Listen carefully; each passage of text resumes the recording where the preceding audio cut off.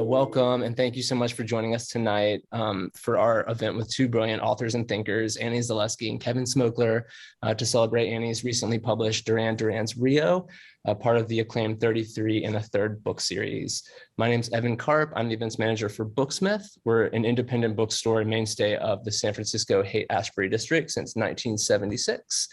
So without further ado, I'm excited to introduce tonight's stars. Kevin Smokler is a writer, documentary filmmaker, and event host with a focus on pop culture. He's the author of the book Brat Pack America, a love letter to 80s teen movies, in the essay collection Practical Classics, 50 Reasons to Reread 50 Books You Haven't Touched Since High School. In 2020, he co-directed the documentary film Vinyl Nation on the contemporary renaissance of vinyl records in America, which is screened at 27 film festivals in the US, Europe, and Australia. He's appeared in conversation on stage with comedians, playwrights, authors, magazine publishers, architects, musicians, and filmmakers for the last 2 decades and lives in San Francisco. You can find him at WEEGEE. Cleveland, Ohio-based author, journalist, and editor Annie Zaleski is an award-winning writer with profiles, interviews, and criticism in a variety of publications. Bylines include Rolling Stone, NPR Music, The Guardian, Salon, Time, Billboard, the AV Club, Vulture, the Los Angeles Times, Stereo Gum, Cleveland Plain Dealer, and Las Vegas Weekly. She also contributed liner notes to the 2016 reissue of REM's Out of Time and Game Theory's 2020 collection Across the Barrier of Sound Postscript. Y'all please show some love for Annie and Kevin in the chat. Annie, congratulations on the book. We're so happy to have you here tonight. And Kevin, thank you as always. It's great to see you. Thanks for leading the conversation. Oh, absolutely, Evan. Thanks for having me. And hello, Booksmith, my favorite bookstore in America. Annie, you don't know this. I've launched every book I've ever written right here at Booksmith. So this is a very special bookstore to me. And anyone I encourage to do something with me or play a little literary ping pong here at Booksmith is a very special person to me. So it's really great to be here with you and to talk about Rio. I brought my copy right here, and I'm really eager to get into this because I have probably 9 or 10 of these 33 and a third books. Each of these is a small book between like 90 to 120 pages about sort of a seminal album in music history. And so I'd like to start with this specific album for this book, because as you lay out really nicely at the beginning here, Rio is a bit of an odd bird in the history of Duran Duran, because Rio is their second album. It's not the one that made them famous, and it's not the one where they reached the height of their fame. It's the one in between those two things happening. And so I'm curious how you decided that Rio was the place for this in-depth exploration of this album was the place to really talk about the band and their influence, how this album sort of was the part that stood in for the whole. It's a big question because, yeah, Rio, Rio was basically sort of, second albums are always challenging for bands, right? You always hear about the sophomore slump. What's interesting about this record is that it was really a leap forward for Duran Duran. Their debut album was, they were still kind of trying to find their sound and find out how the band members kind of work together. And it was very influenced by Japan. And this record was a complete sonic leap forward. And so on first, that's very interesting because it's, how does a band within the span of a year go from, a record that's, great, but they're, it's maybe, not as good as it could be to this like masterpiece. So that's one thing. Second off, it's just it's a whole package. You look at the cover, and the cover art is, immediately says it's something kind of different. So it really represented a cultural shift in the 80s as it turned out.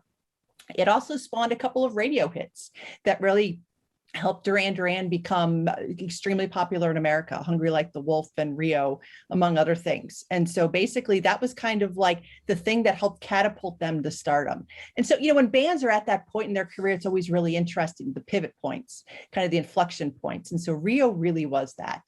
On top of that, it has a really good backstory because, I think everyone now knows all those singles and everyone now, the record is kind of seen as this classic, but it was big in the UK and Australia at first, but it took much longer to become a success in America. So there was kind of this, literary short story bent. They had, the obstacles in their way, and they had to, climb a mountain basically. So there's all sorts of really interesting kind of conflicts and things they had to overcome as well. And then you have the rise of MTV. Rio and MTV really were kind of growing together at this point. So there was just a lot to talk about. You said 90 to 120 pages. My book blew past that. I had so much to say. I looked at my final copy. I'm like, whoops, I even cut out things. There was a much longer extended remix even. So yeah, there's just a lot to say. I want to get into that in a minute, but I'd like to get into just like a little bit about the backstory of Duran Duran, which for a band as popular as they are, I think is very not known. I mean, there is no cavern club you can sort of go on a tour of to see Duran Duran's origin story. There's no we don't know as much about them because and I think their backstory is obscured by the fact that most of us who were teenagers or young people when Duran Duran came out discovered them via MTV, if you had cable, or via radio.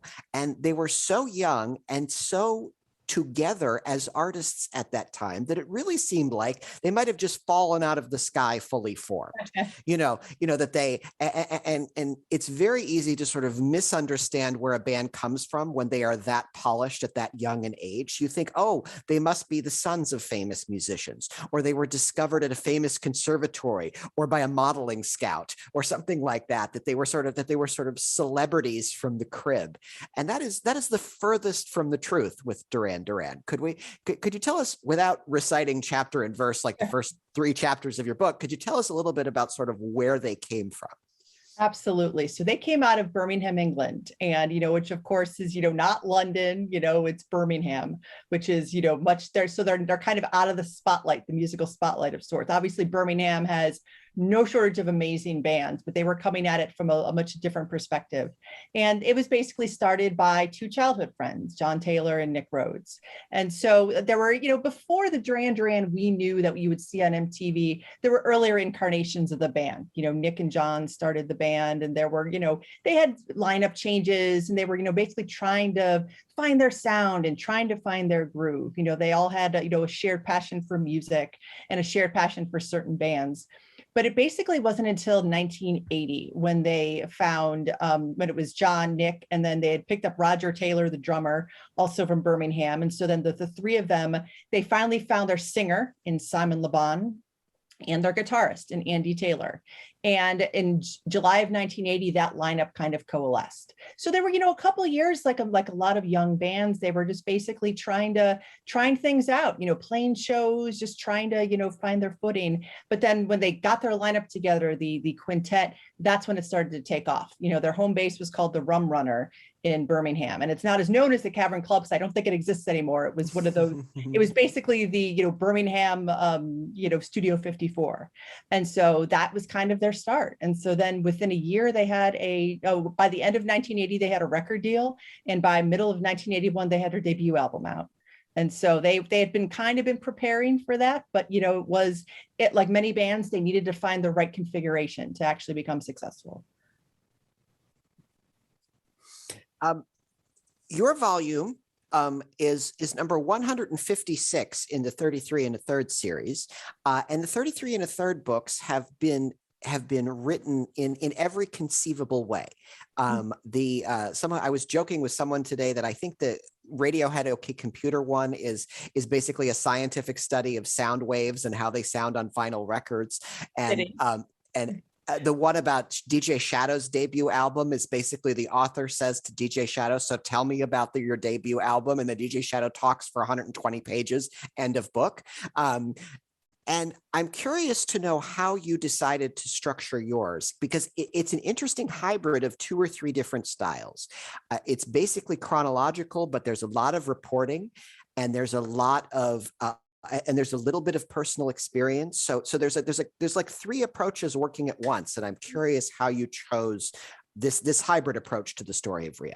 I mean, first off, I'm a journalist by nature, and I love doing research. So for me, I knew I wanted to kind of first off tackle it from that approach. I love interviewing people, so I interviewed a lot of people, and I love kind of digging into the story and finding things that maybe aren't as well known or maybe have fallen away to time. And so I knew I kind of wanted to take that approach because honestly, there aren't that many reported pieces about Duran Duran in that sense, because they were seen as this video band, they're not necessarily always treated kind of like you might like with the Beatles or like with David Bowie, where you might have some kind of reported stories. So I knew I wanted to kind of give Duran Duran that treatment. But because I am a music writer, I also want to get some analysis in there and kind of talk about what makes this music special. I was a Duran Duran fan long before I started writing about the band. So I wanted to kind of capture that fandom and that joy of being a fan. And so I got some fan voices in there too. And honestly, just the structure was pretty natural because early in their career, Duran Duran had these goals. They wanted to play several venues incrementally bigger throughout their career, culminating with Madison Square Garden. And they actually did it. They actually manifested this, amazing trajectory where they were arena filling band within like 4 years. And so I knew that because that was sort of at the tail end of the Rio cycle, that would be a really natural way to sort of end the book. And so I also knew I had this kind of end, structure already there, which made it a lot easier too, because you're right. I mean, it could have been, this could have been, a fiction, I could have done some more kind of literary devices for it, a lot more academic, but that's just not necessarily my background. And so I kind of wanted to put the passion I always put into music writing into a book. Yeah, that's great. Folks, quick reminder, if you have any questions for Annie about this book or about Duran Duran, please place them in the chat. There's a lot to talk about, not only about Duran Duran, but the early days of MTV and of course the 1980s and pop music at that time. Duran Duran is still around and kicking as a band, I think 15 albums or something into their career. So there's a lot to talk about there too, and we'd love to hear your thoughts or questions for Annie on any of those things. I'm curious, now you are an accomplished music journalist and I am a wannabe music journalist. and my favorite part about reading accomplished music journalists is that you learn that the process of making music and recording music and the history of musical acts, while often shrouded in mythology, because we hear about, we develop our ardor for musicians and bands at a particularly impressionable time in life. The truth is almost always more interesting than the romance we have about them, because not only is the truth more complicated, but it's also much richer. I think that is particularly true with Duran Duran, and I think you point that out beautifully in this book, that Duran Duran is a band with 40 years of history to speak to, and they've largely been, at the very least, minimized in the music history books as kind of a product of the shallowness and superficiality of the early 1980s and early MTV. Oh, and then at some point we all at some point after their third album, we smartened up and stopped paying attention to Duran Duran. That's the sort of nonsense, false history that we've carried on. Can you pinpoint where that falsity comes from?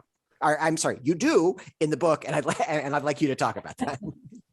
There's so many places. I mean, first off, you kind of touched on that, because MTV, MTV back, when it first started was, there was some suspicion from certain, corners of the music industry because, this was a new medium, bands from America who weren't used to having to make music videos suddenly, had to be camera ready, which, I think all of us in the last year having to go on Zoom all the time, we understand that, a little jarring. And so, but Duran Duran were made for the camera, they look totally natural. Simon Le Bon had an acting background and you could tell, the camera loved them, and they were all very, very good looking men. And so, there's always that bias that if you see someone who's good looking, there's people are like, oh, they can't be talented too. They can't be good looking and artsy. They can't be, pop musicians and playing their own music. And there's that too. There's always that bias against pop music, people get suspicious. People think, oh, they were, put together, they were like a boy band or something, or, oh, there's no way that they wrote those songs themselves. And so, there's that minimizing, even though I think now everyone finally is like, wow, they're all really great musicians. You listen to bootlegs from that time and you're like, wow, they totally kick ass live. And, but people weren't necessarily seeing that because, when bands come out, there's always that prevailing narrative about them, and the narrative about Duran Duran, where they were a video band. And because they also had a lot of teenage girls as fans, and, they obviously that they had fans of all genders. And as people, as we've been, doing book promo, it's pretty evenly split, more evenly split than I think a lot of people realize in terms of fans.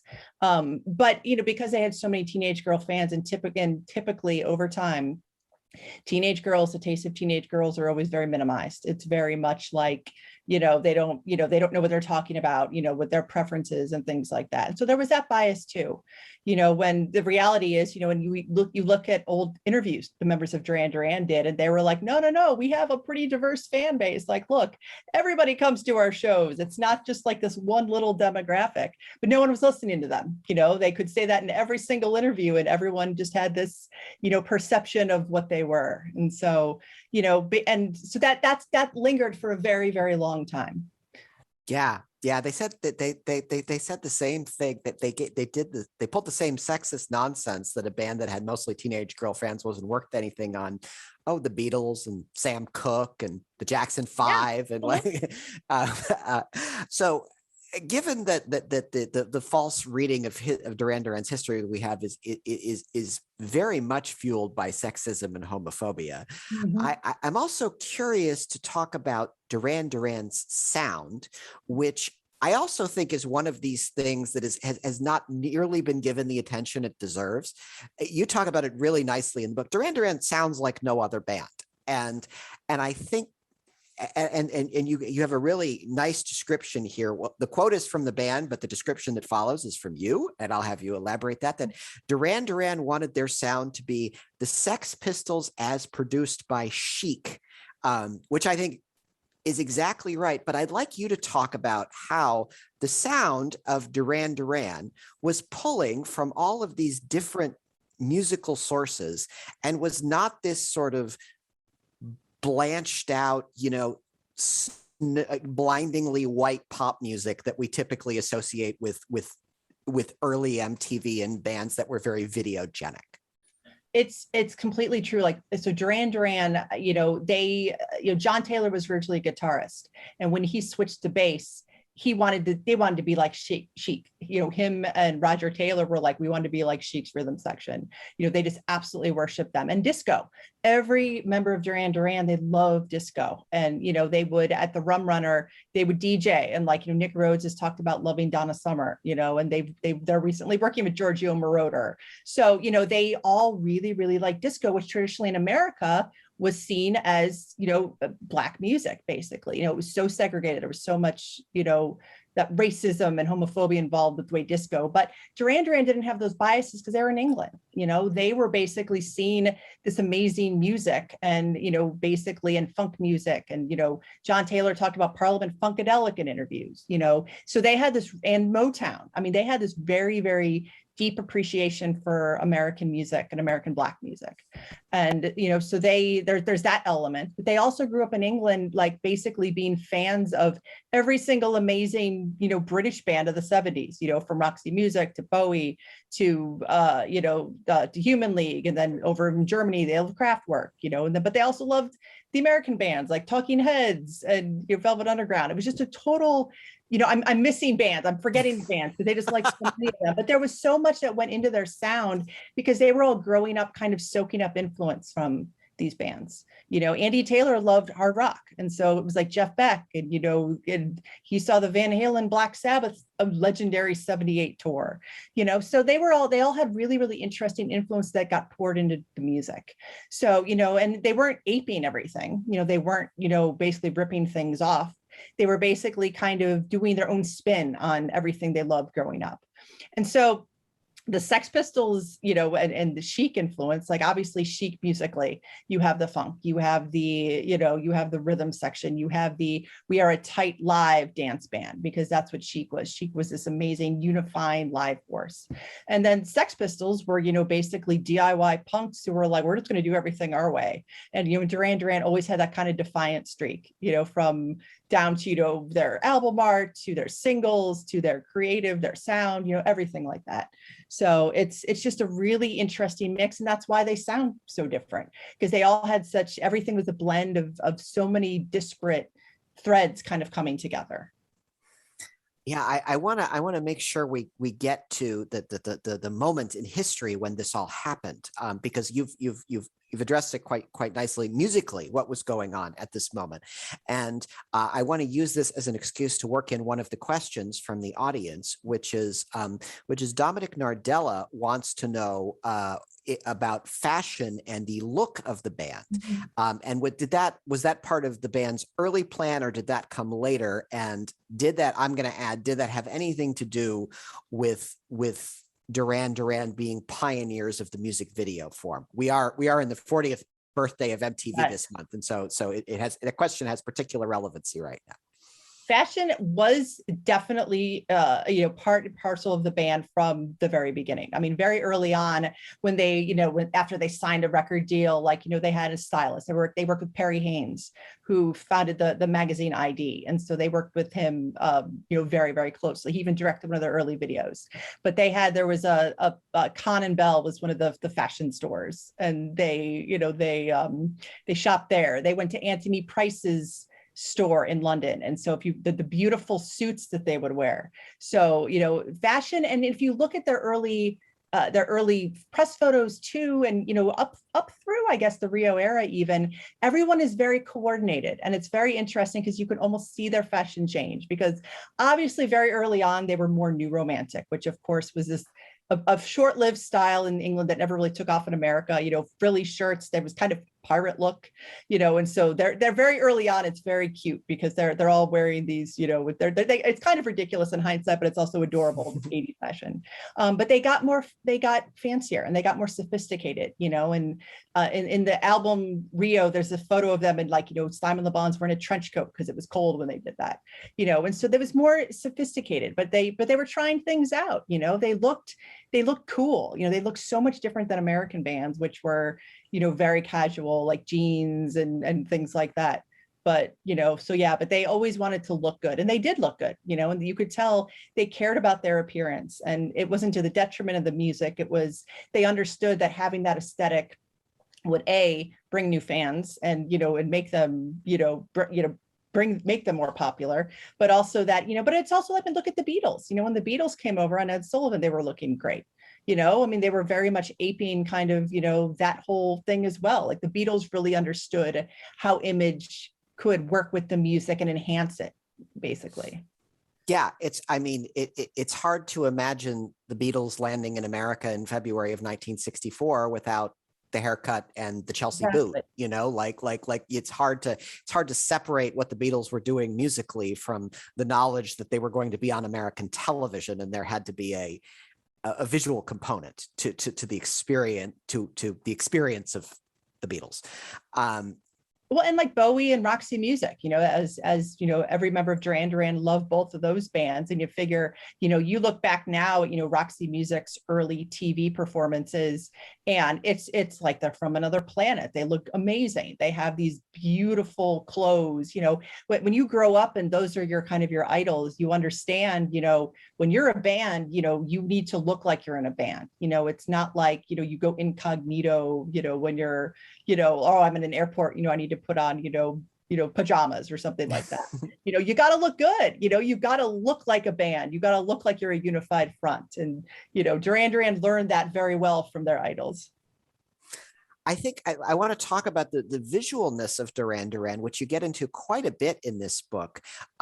Their most famous videos, particularly the ones from Rio, were all directed by the Australian filmmaker Russell Mulcahy, who as a feature film director was responsible, I believe, for the first Highlander movie, and came up let me see if I remember this from the book. Did he come up shooting commercials or music videos in Australia? He shot up some early music videos, and Okay. then like I think 76 was his first one. Yeah. Yeah. And so the distinct sort of otherworldly surreal look of Hungry Like the Wolf and Rio are both very much the aesthetic of Russell Mulcahy. I want to use this as an excuse to ask another question from the audience, because Paul Moore wants to know about another aesthetic component of Duran Duran. The name Duran Duran famously comes from the 70s sort of kitsch movie that starring Jane Fonda, Barbarella. I believe Duran Duran was the villain of Barbarella, if I'm not mistaken. And Paul Moore would like to know, does the band attribute any of their visual aesthetic to the movie? Because it seems like there is some borrowing of what Duran Duran does from the movie Barbarella. Did Russell Mulcahy ever speak about the movie Barbarella to you when you spoke to him? How do those different aesthetic pieces work? So I did not. So Russell and I did not talk about Barbarella specifically, but it is completely true that Duran Duran has always been open. That's like, yeah, we took our name from that. And it's funny because the person who actually played that the role in the actual movie appeared in the band's arena like video. And so there was kind of that little winking nod, and I think if there's any sort of aesthetic, and I would have to look up, because I honestly do not know like a one-to-one comparison, whether or not they took things from Barbarella directly, but I do know that just kind of the whole, aesthetic. If you look at Arena, especially, I was actually looking at it earlier today, and I'm like, I should really rewatch that this weekend. It's just really, they've really elevated concert films to a new sort of echelon with, they had dancers and they had choreography, and there were sort of these science fiction-y, references. And so there were definitely sort of, I don't know if it direct homages, but there was definitely like, they really appreciated the kind of the cinematic of that movies of that ilk, basically. And so if I had to say anything, I would say definitely that. So, and I would have to look up any one-to-one. So I apologize, I actually do not know that. But there's definitely, they definitely were very open about it. And if they were definitely loving homages if they did everything too. You got to speak to Russell Mulcahy. You got to speak to people who had worked with Duran Duran, radio programmers who had programmed the songs early on when they first landed in America, and of course you got to speak to the band themselves. Without being, this is a question directly from Aidan Vasiri in the audience. Without being too gossipy or anything like that, tell me and Aidan how speaking to the band was, and if you have received any feedback on the book from them. So speaking of the band was great. I mean, I had interviewed Nick and John. So I got to speak to everyone but Simon. And I had interviewed Nick and John years before for separate stories, long before this book was even, approved. And so, I knew that they were, and from reading many Duran Duran interviews over the years, I knew what to expect. They're really great guys and just really, very generous with their time. And I mean, I started this, basically like right before the pandemic started. So of course, everything was just, everything of course got like topsy-turvy, and I'm trying to write a book and the world is, all going haywire. But they were very generous with their time. They were very generous with their recollections, and they didn't have to be, because they've talked about Rio so much over the years, and they're a band that doesn't necessarily like looking back and being nostalgic. But they really, I asked, some questions, about making the record. I'm like, what are your recollections? And I got some really, really poignant and pointed things. And I don't know, I believe we sent books via band management, there. So I don't know. I have not received any feedback, but that's probably good, because usually if you don't hear anything, that's better than, because if they don't like it, you hear about it. Yeah, no, that's true. Yeah. So I've not heard anything, true. but I hope they like it, because, I worked very, very hard on it, and, and I try to do right by them, basically, because it's a story that deserves to be told, and the record is so special, clearly to the band. I mean, you go see them live and they still play, at least the 3 hits off of it, if not sometimes more. And so it holds a special place in their catalog. So, it's not one of those records, and you can tell sometimes when bands they release a record and they don't like it and they're like, okay, we should have like not done that.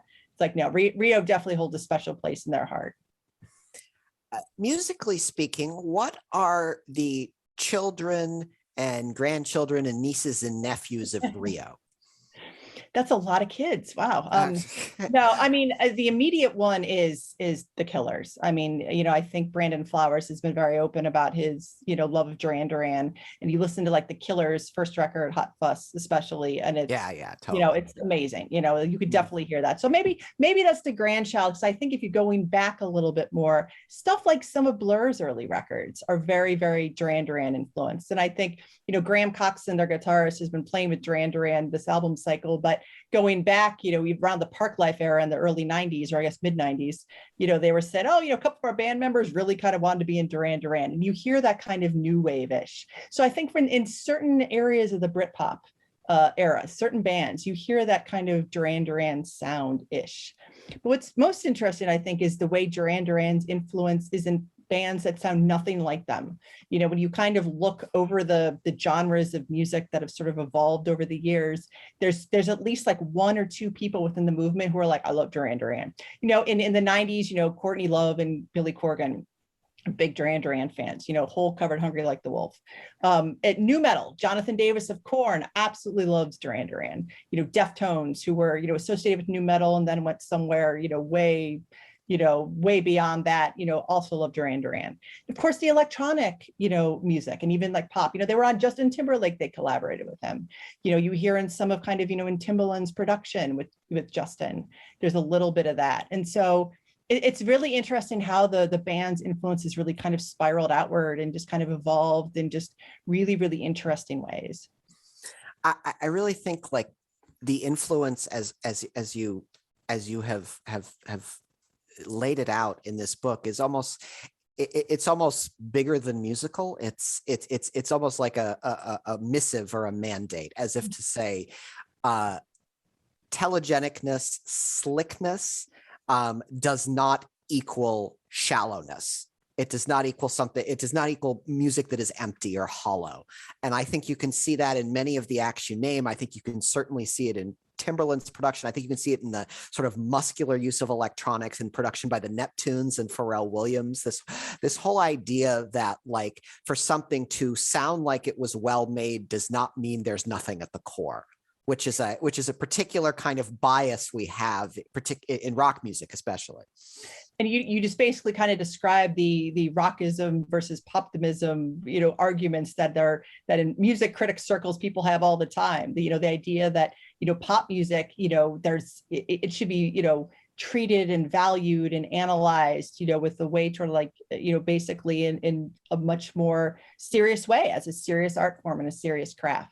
And, I think that's, I don't necessarily use those terms a lot, but I think with the book, that was one of the things I was kind of trying to convey, that you can have these amazing pop songs and, but what's interesting is that these were pop songs, but they were very complex. They were very sophisticated, even though they really resonated with teenagers. I think it was Roger Taylor who said, these were kind of dark songs.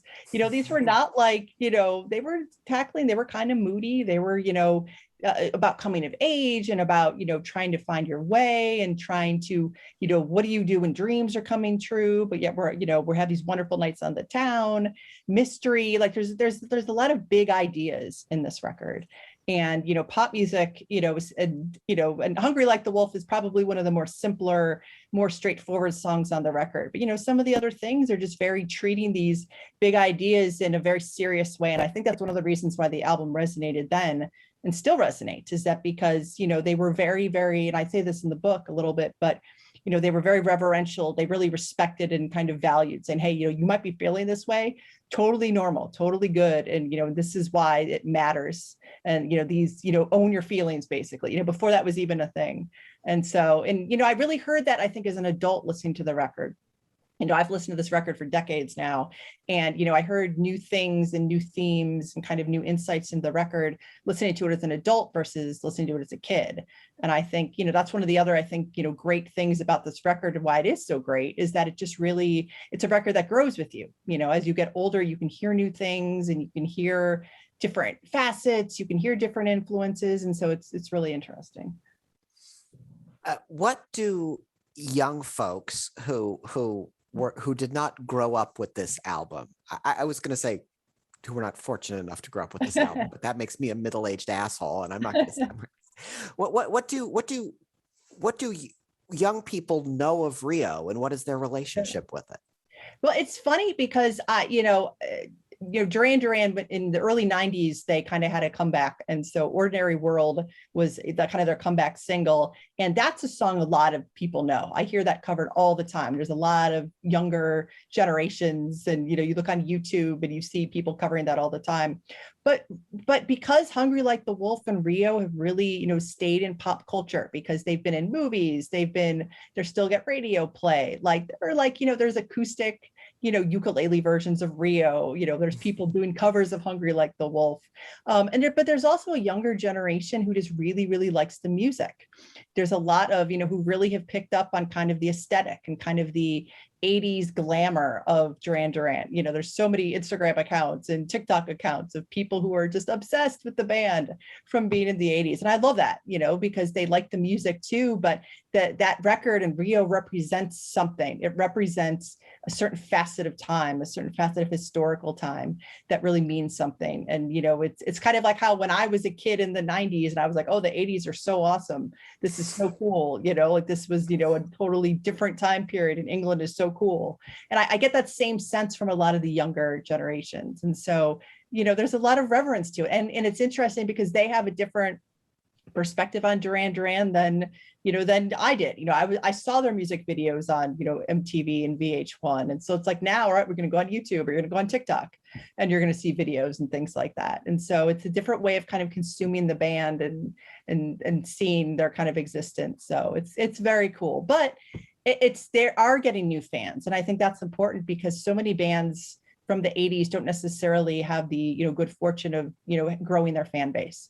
They have a fan base that, what they grew up with, and, people who knew them back then. And then it's harder for, younger generations to relate to them. And people definitely relate to Duran Duran. And so, which I love. I think it's so cool. It just makes me so happy. Yeah. You don't feel like you're taking pity on them by going to a show, here in the present. And they're not a nostalgia act. They're an act that's been continuously producing albums pretty much since Rio. I'm curious, I want to get, there's a good question in the chat from Jennifer Tiernan, who would like to know, because this book is part of a series of books about famous albums, did the folks at 33 1/3, other than the suggested length of the project, have any suggestions for how you would organize this story? Are there guidelines that get sent to you as the author from 33 1/3? And if so, did that shape the approach you took to this particular volume? It's a really good question. No, I mean, which is actually very lucky as kind of an author. How it worked that I got to kind of write this book is that every so often they have a call for pitches. Basically their website is we're taking proposals now, and they have a very detailed proposal structure. You have to put in, a 2 to 3 page summary. You have to do sample 5 pages of your book. You have to put in, a little marketing plan, like a paragraph summary. There's all sorts of different things. And so, it was kind of like I did a lot of planning up front. And so I basically said, this is how I'm envisioning the book. And that was kind of part of my proposal. And so then when I, submitted it and they said, yeah, you're doing it. All right, cool. That was basically my blueprint. And so how it kind of works then, I had in my contract, a word count, and I actually completely blew past it, but no one said anything. So I was like, okay, we're going to run with it. So if they had told me, all right, you got it, you totally, this is not cool, you need to cut it down, I would have. But no one has said anything. No one said anything to me, and hopefully no one is listening, so they'll say anything to me now. But yeah, so they, so that was kind of there was a minimum. And so I basically went over the minimum. But yeah, and so then I worked with an editor and, got some really valuable feedback on places to cut and, just some, things here and there. And so that's it was pretty hands off, but it was very much like, okay, you have this thing, you got to write it, you got to put it together. So it's a lot of, it's a lot of work on your own end to be diligent and trying to put it together basically during the pandemic, which is what I did last year, which is challenging. So I'm very proud that I got it done. Never mind the fact that you were also working another book during the pandemic. So you had to do two of these at once. Your next book is also a book about a band. Yes. And I want to make sure everybody knows about that. They can't purchase it right now the way you can purchase this one, but soon enough. And I think there are some spiritual similarities between that project, the one you're tying up right now, and the Duran Duran book. So can we tell everybody about the new book and those spiritual similarities, if I'm right? You are correct. Absolutely. Actually. So it's on B-52s. It's for University of Texas Press, Why Music Matters series. They recently had books out about LaBelle and Bushwick Bill, and there's one on Patti Smith coming next year too, and Solange. I think that one's out already too. And so basically, it's talking about why this band, who honestly is kind of misunderstood. I mean, you think about the B-52s, and you'll probably say, oh, they're kitschy, or oh, they could be a novelty act. And so it's kind of looking at why basically, there's a lot more to them. There's a lot more going on there. There's a lot more to their music, both, musically, complexity, and then, lyrically, obviously there's a lot of silliness involved, but there's some non-silliness too. And so just kind of looking at their status as queer icons, and also, basically musical icons, aesthetic, you talk about videos, they didn't have as many videos as Duran Duran, but the B-52s just look is just, you see a picture of them and you're like, oh, I know what that band is. So they really had extremely, an extremely unique look. And so, and the way they kind of put influences together. I mean, you want to talk about like spot the influences.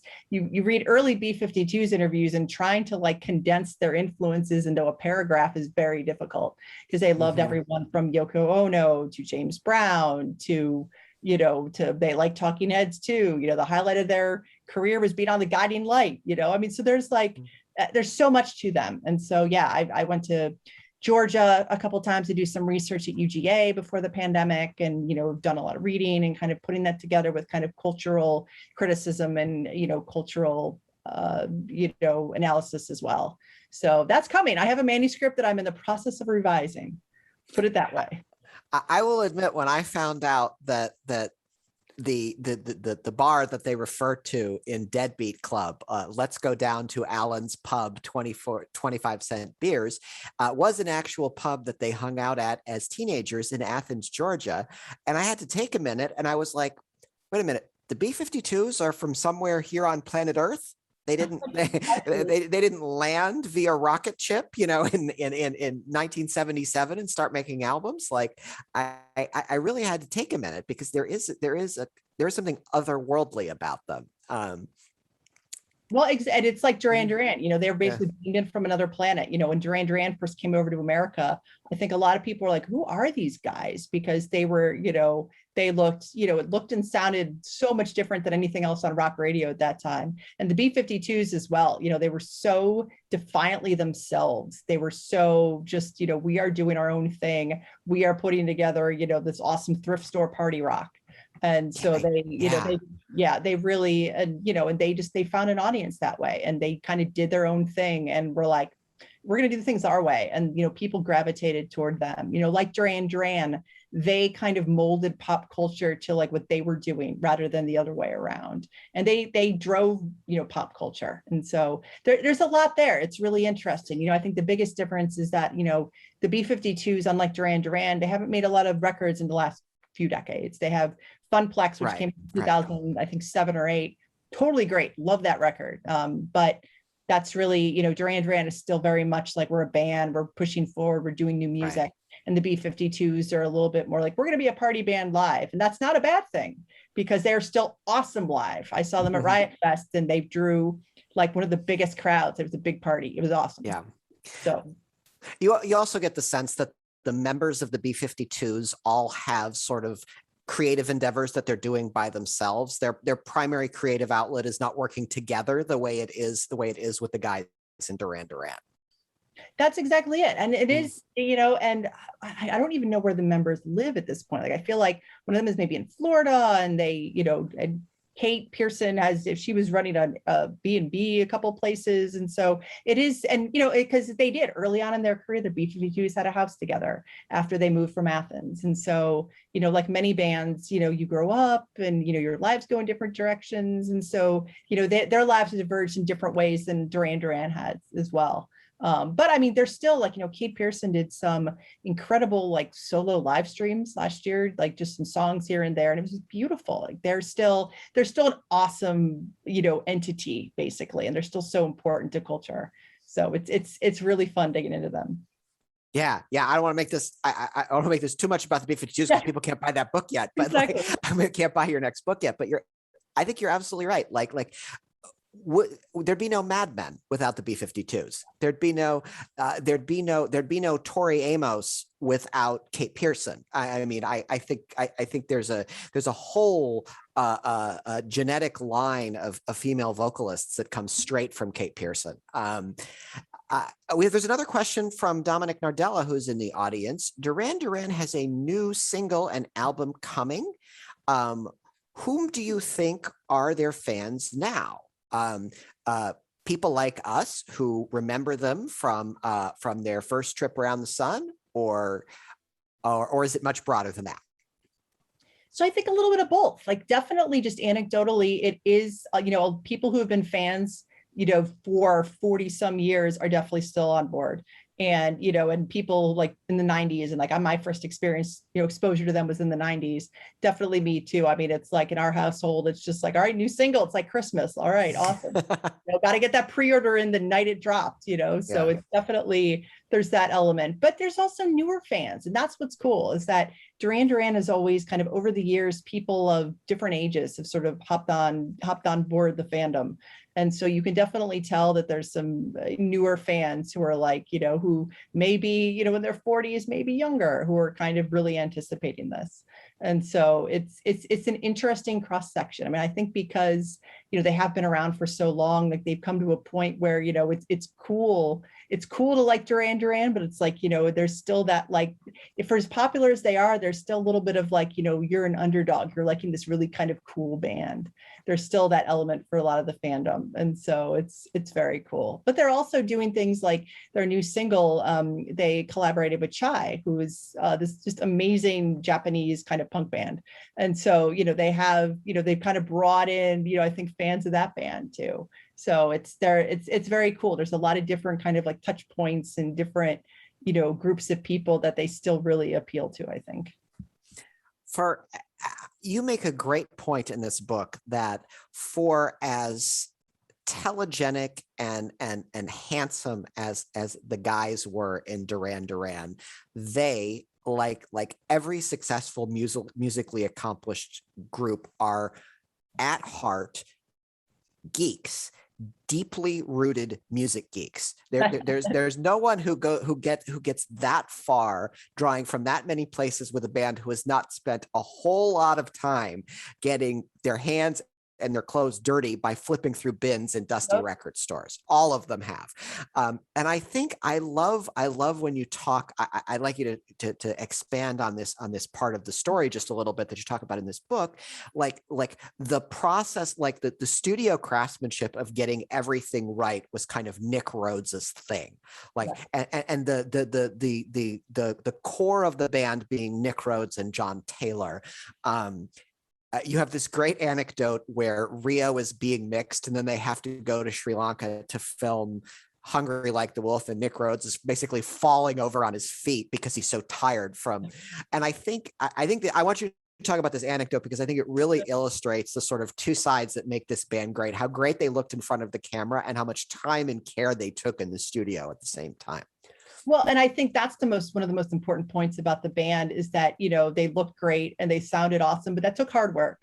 They had a work ethic, they would practice, they really, really wanted to put their best sound forward, their best songs forward, and their best, facing music forward. So they worked at it, they wanted to make sure that everything was right, even, and so that went back to the studio because they wanted to make sure every little bit, every little sound, every little, the beat, the speed was right, the tempo was right, did this thing sound okay? So that attention to detail, which not everyone has, was always really there. And I mean, it's funny because there was an interview with Nick Rhodes last week and he was sort of, he was like, yeah, Duran Duran needs deadlines. And it's like, I completely understood that as a perfectionist myself, completely understand that because, if you don't have someone saying, all right, it's got to go to the pressing plant now, you got to get on a plane now, you'll keep picking at it because you want to make sure it's that good. And so that's always been ingrained in Duran Duran, when you look at, and so you see sometimes if you're like, oh, why do they have so many years between records? It's like they're trying to put the best foot forward. There's something really admirable about that though, because I think for a lot of artists, sometimes they're just like, what, that's good enough. That's cool. I'll just put it out. I could be better, but let's just do it.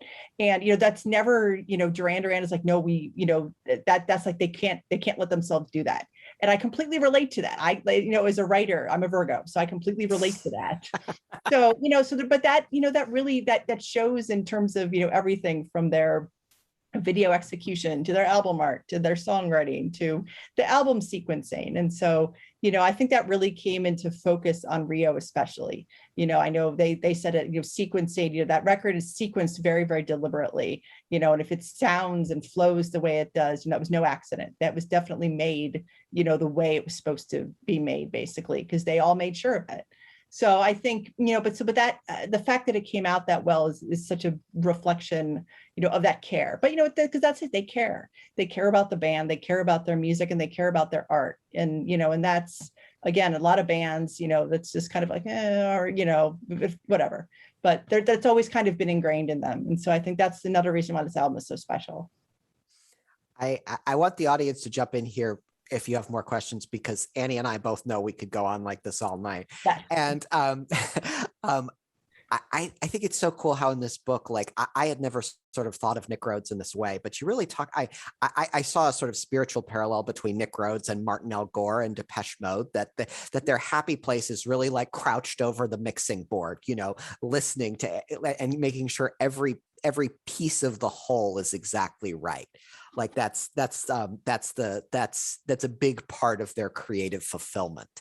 I think the line you have in the book, which I loved, is like, and then came the mixing process, which was always the most important thing to Nick Rhodes. Like,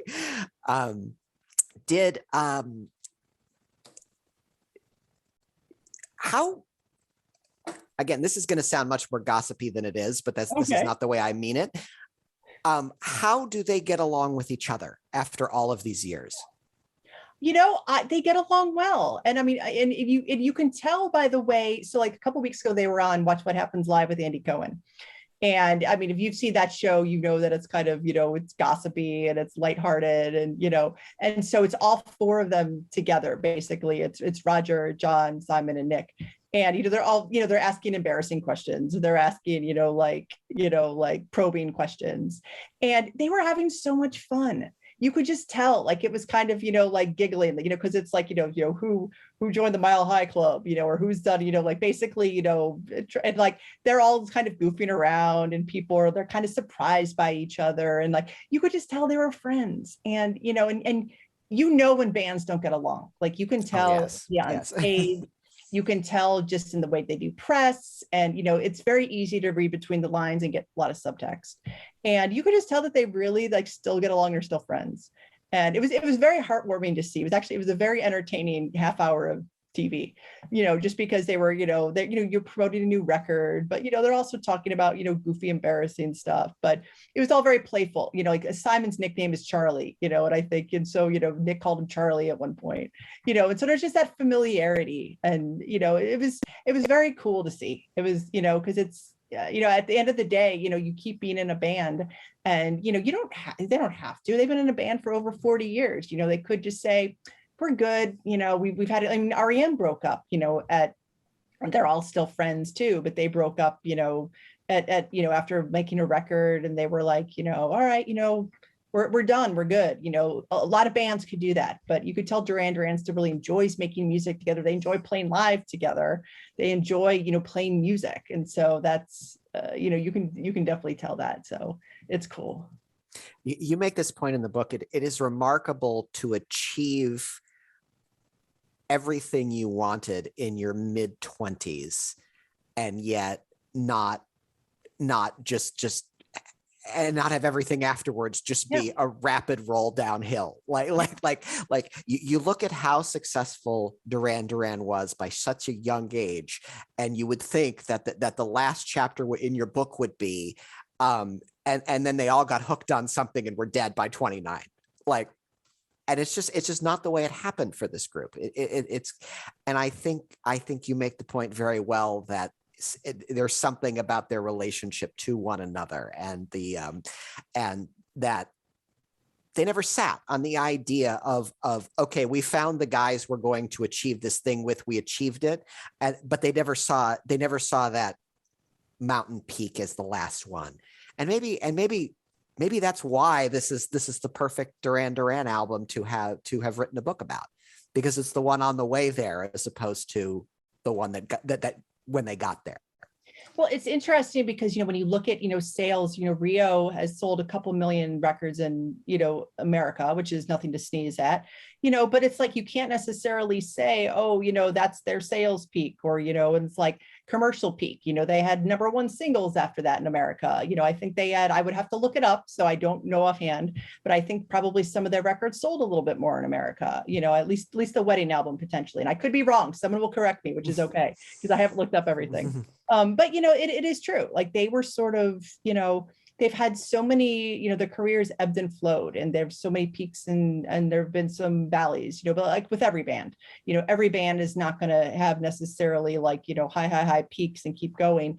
But you can tell that Duran Duran is like, we can always better ourselves. There's that little sense of competition, artistic competition. Is if you're a creative person, you're like, maybe tomorrow I'll write something better than I've ever done.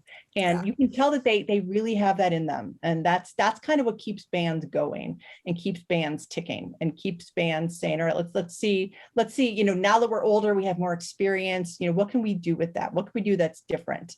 You know, what can we do that's challenging ourselves? And so, and that's, they're the type of band that has that. And, you know, and that's why when you talk about they're true artists, because that is the artistic mindset, because, you know, you're being creative and you're trying to, you know that around the corner, that great masterpiece could be written. So even though they've written some great songs, maybe the best one is yet to come. And, you know, you really sense that with them. And so Rio is kind of where I think they sort of woke up and realized, hey, we can do this. This is working. This is great.